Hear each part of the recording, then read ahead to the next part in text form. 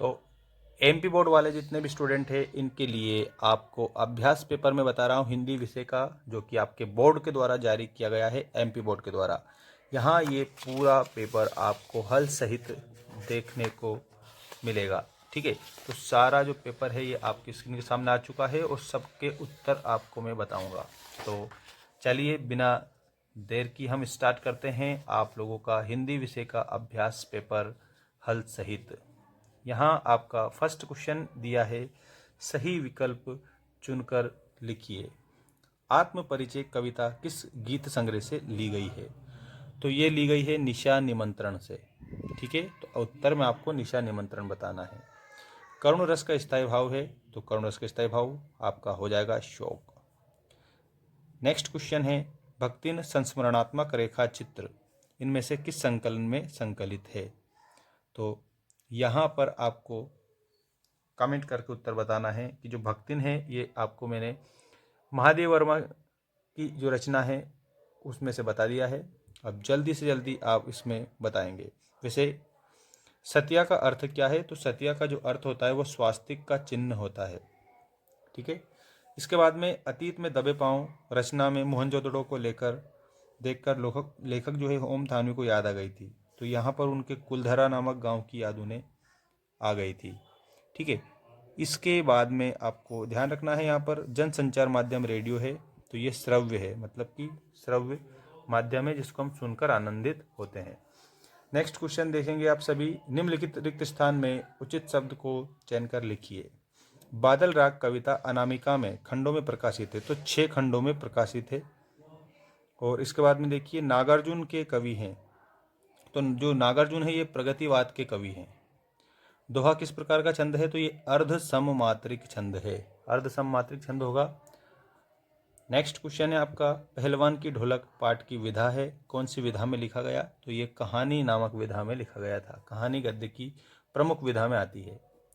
और इसके बाद में आपको याद रखना है, जब मूल वाक्य के साथ एक या अधिक वाक्य भी मिले होते हैं तब वे वाक्य कैसा कहलाता है? तो यहाँ खाली स्थान में आपको लिखना है संयुक्त वाक्य कहलाता है, संयुक्त। इसके बाद सौंदलगेकर मास्टर पढ़ाने आते थे, तो मराठी के शिक्षक थे, तो मराठी पढ़ाने आते थे। स्तंभ लेखन लेखक का प्रमुख रूप है, कौन से लेखन का? तो विचार परक लेखन का प्रमुख रूप होता है। और अब हम देखेंगे सही जोड़ी बनाइए। यहाँ पर दिया है हरिवंश राय बच्चन, तो हरिवंश राय बच्चन जो है ये हालावाद के कवि हैं, तो हालावाद आप इसमें याद रखेंगे इनके सामने। उपमेय की उपमान से श्रेष्ठता, तो यहाँ पर आपका व्यतिरेक अलंकार से मिलाएंगे आप इसे, व्यतिरेक अलंकार। ठीक है, व्यतिरेक अलंकार इसमें करेक्ट होगा। तुषारपात, तुषारपात का मतलब होता है ओले बरसना, ओले बरसना। शीरीष के फूल, यहाँ पर आपको हजारी प्रसाद द्विवेदी बताना है, Hazari Prasad Dwivedi.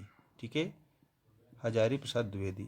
Some how improper, तो यहाँ पर यशोधर बाबू ने कहा था, ये यशोधर बाबू। इसके बाद में देखेंगे रेडियो नाटक की अवधि, तो ये 10 मिनट से 20 मिनट। यहाँ पर याद रखेंगे रेडियो नाटक की अवधि जो है 30 मिनट से 60 मिनट तक होती है। ठीक है, 30 मिनट से 60 मिनट।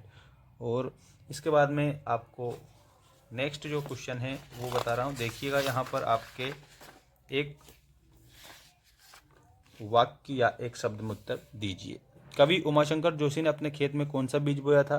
तो ये कविता रूपी बीज बोया था। जान श्याम घनश्याम को नाच उठे वनमोर, इस पंक्ति में कौन सा अलंकार है? तो यहाँ पर भ्रांतिमान अलंकार इसमें हो जाएगा। ठीक है, आधुनिक मीरा किसे कहा जाता है? तो महादेवी वर्मा को आधुनिक मीरा कहा जाता है। मेला आंचल नामक उपन्यास है ये, और आंचलिक उपन्यास है, इसके लेखक फणीश्वर नाथ रेणु हैं। तो फणीश्वर नाथ रेणु आप उत्तर में बताएंगे। काट की हांडी बार बार नहीं चढ़ती का अर्थ है, इसका मतलब छल कपट बार बार नहीं चलता है, ये आपको ध्यान देना है। आनंद यादव का मन किस बात के लिए तड़पता था? तो पाठशाला जाने के लिए आनंद यादव का मन तड़पता था। प्रदेश के किन्हीं 2 लोकप्रिय समाचार पत्रों के नाम लिखिए। तो नवभारत और दैनिक भास्कर ये प्रदेश के 2 लोकप्रिय समाचार पत्र हैं। और इसके बाद में आप देखेंगे निम्नलिखित कथनों में सत्य असत्य कथन बताइए। पहला है, आसमान में उड़ते बगुलों की पंक्ति कवि की आंखें चुराए लिए जा रही थी। ये आपका सत्य हो जाएगा। इसके बाद, जिस काव्य में पूर्वापर संबंध ना हो उसे महाकाव्य कहते हैं, तो ये असत्य है। इंद्र सेना सबसे पहले गंगा मैया की जय बोलती है, ये आपको सत्य बताना है। गागर में सागर भरना का अर्थ कम शब्दों में अपनी बात रखना, तो ये भी आपका सत्य होगा। सिंधु घाटी सभ्यता में संतरे और अमरूद के फल उगाए जाते थे, ये असत्य है। इंटरनेट अंतरक्रियात्मकता और सूचनाओं का विशाल भंडार है, ये आपका सही है। बाकी यहाँ पर दो छायावादी कवियों के नाम और उनकी एक एक रचना उत्तर सहित। तो दो छायावादी कवि कौन है, तो यहाँ पर आपको लिखना है प्रसाद। प्रसाद का मतलब जयशंकर प्रसाद, ठीक है। कामायनी इनकी रचना है, ठीक है। लहर इनकी रचना है, आंसू इनकी रचना है, और झरना भी इनकी रचना है। और इसके बाद में पंत है, पंत मतलब सुमित्रा नंदन पंत, ठीक है। सुमित्रा नंदन पंत की परिमल गीतिका अनामिका तुलसीदास आप रचना बताएंगे। निराला की यहाँ पर रचना बता सकते हैं आप, और इसके अलावा महादेव वर्मा की रचना भी बता सकते हैं, ठीक है। और इसके अलावा यहाँ पर आपको दो महाकाव्यों के नाम और उनके कवियों के नाम बताना है। तो जो दो महाकाव्य हैं, इसमें आपको एक तो आप बता देंगे रामचरितमानस, इनकी रचना तुलसीदास जी ने की है। और एक महाकाव्य का नाम आप बता देंगे महाभारत, जिनकी रचना वेद व्यास जी ने की है। बाकी इसका पीडीएफ अगर आपको चाहिए तो हमारा टेलीग्राम जो है उस पर हमने इसका पीडीएफ भी अपलोड कर दिया है, तो पीडीएफ वहाँ से आपको डाउनलोड कर लेना है। और एप्लीकेशन पर आपका कोर्स अपलोड किया गया है, तो कोर्स को आप जाकर देखिए। आपको बेस्ट प्राइस में कोर्स दिया जा रहा है वार्षिक परीक्षा के लिए, और सबसे बेस्ट मटेरियल आपको देखने को मिलेगा, ठीक है। तो आप एप्लीकेशन को डाउनलोड करिए, मेंस एजुकेशन एप्लीकेशन। आपको लिंक डिस्क्रिप्शन में हमने दे दी है।